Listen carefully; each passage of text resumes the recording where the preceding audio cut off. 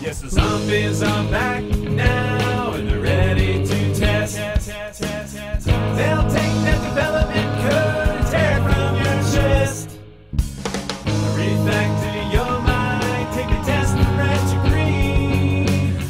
All with an undead beat. You're watching Rails testing for zombies. In this first level, we're going to be going over unit testing. But before we do that, we need to talk a little bit about testing philosophy. You could say there's 4 different philosophies. First is, of course, no testing at all. Not really a philosophy. You just don't write any tests. But that's where everybody starts, right? The next phase is verification testing. This is where you're going to write code and then write tests that wrap around your code. The next step is test first. This is what we're going to be going through in this course, where we write a test, it's a failing test, we then write enough code to make the test pass, and then we reflect and see if we need to refactor that code.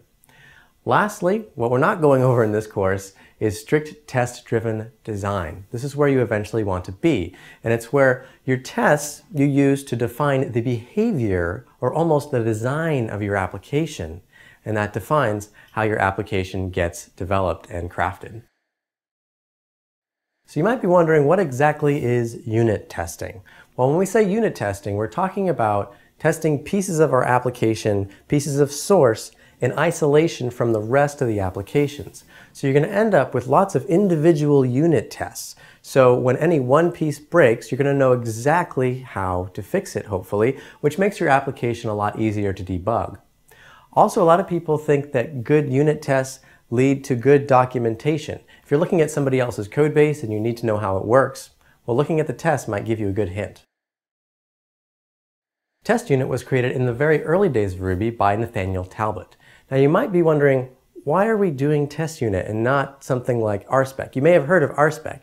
Well, test unit is a more basic testing library. It's also the testing library that Rails uses by default. So if you ever want to read through the Rails source or contribute back to Rails, you're going to have to know test unit. Test unit is also similar to many other testing libraries from many other languages, so it'll be easier to learn if you're coming from another language. Let's go ahead and take a look at the basic structure of a test unit file. The name of the file is probably going to be the subject you want to test, underscore test.rb. Inside that file, you're going to require the test unit library. The test unit library gets included with Ruby by default. It's not a gem you have to install, so all we have to do is require it. Inside the test file, we declare a class that has the subject capitalized and then the word test. This inherits from test unit test case. We then can write a bunch of methods, which are each of our tests. So here we have test, and then we specify what we are testing with underscores. Inside the test, the basic building block is going to be an assertion. So this is what we are asserting to be true or asserting to match. You see that test tube beaker icon over there? Throughout our entire course, you're going to see that a lot, and that's to signify where the assertion is inside each of our tests. Each test typically has one assertion. That's sort of a best practice. You'll see people sometimes doing a lot of assertions per test, but it's kind of a bad practice. Let's go ahead and write a really basic test. We're going to call it Boolean test.rb. Inside the file, we're going to require test unit. We call this Boolean test. Our first test is called test true is true. We're going to send a single parameter into the assert method, and if that parameter is true, then the test is going to pass. If the parameter is false, obviously not going to pass. So let's go ahead and run this on the command line, Ruby Boolean test. And here we see the test passed. That little dot right there, that's telling us that we had one test and the test passed. If we have a bunch of tests, we're going to see a lot of dots.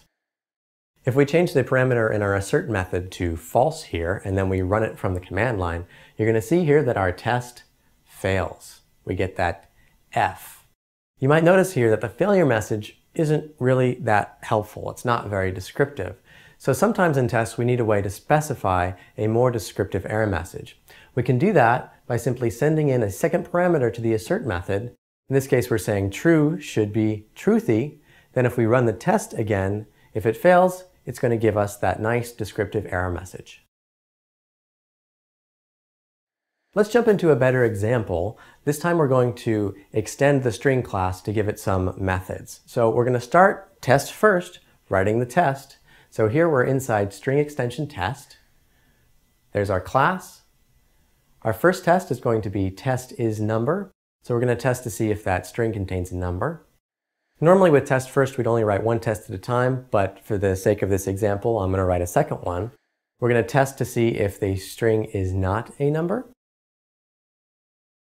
So we wrote the tests.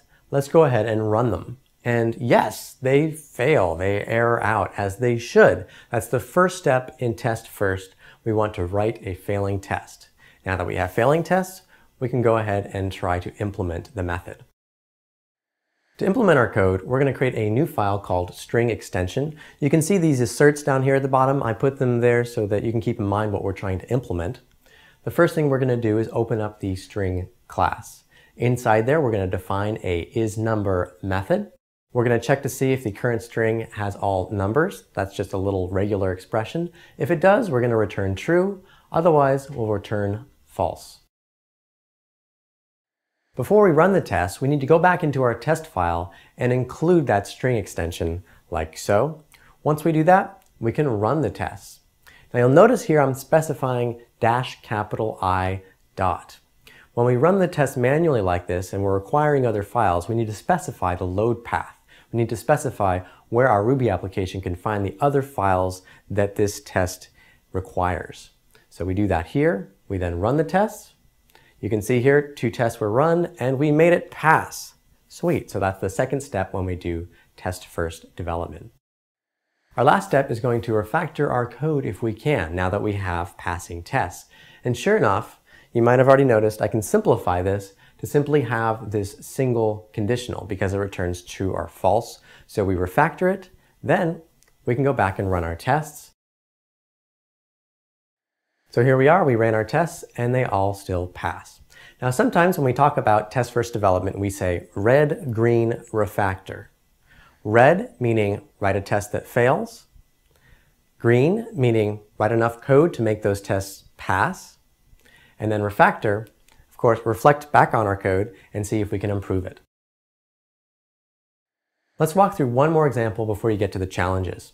We're going to create a humanize method. The humanize method eventually is going to lowercase and capitalize a string. So inside of our string extension test, we're going to write a really basic test. We're going to make sure that the string class responds to the humanize method. We can use assert respond to. So as you can see here, we're sending in an object, and then it's going to test to make sure that it has a humanize method. Rather than defining the entire function, we're just going to write enough code to make the test pass, which in this case is simply defining the function. We run the test, and it passes. Now we can write another test. We're going to write test humanize returns something. So here we're going to say assert not nil. We're asserting that this method returns something that isn't nil. We're also going to give it an optional error message so that if it errors out, we have a better idea of what went wrong. Then again, in our string extension class, we write just enough code to make it pass. Let's go ahead and write another test. We're going to use assert equal this time. Assert equal takes 2 parameters. The first parameter is what we expect to receive back from the second parameter. So as you can see here, we're saying we expect to have this string get returned. And then the second parameter, we actually call the humanize method on a string, and we want these two to match, otherwise the test will fail. Now inside of our humanize method, all we have to do is call .downcase, .capitalize, run our tests, and now they pass. Another test we could write is test just for brains. We're going to use the assert match assertion. Here it takes a regex as the first parameter, and it tries to match that regex against the second parameter. And if it matches, it will pass, which it does. Our method is called humanize, and we want to make sure there's no zombies inside of our humanize method. So we're going to make sure that a runtime error is raised when we call humanize on a string that contains the word zombie. If we run this test right now, of course, it's going to fail. That's good. We want to make sure that it fails. Then, of course, the second step, We're going to add the implementation. So here we're going to say if the string contains zombie, raise a runtime error. And if we run the test at this point, they all pass. Test unit comes with a bunch of different assertions. Here's a couple of them.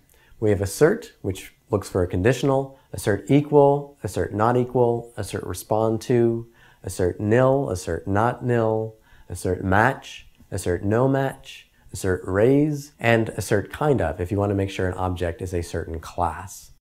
If you need the error message for each of these to be more specific, they can all take an additional parameter, which is a string, and you can type in exactly what you want the error message to be. You've reached the end of level 1, talking about test unit. It's time to get your hands dirty in the challenges. Good luck.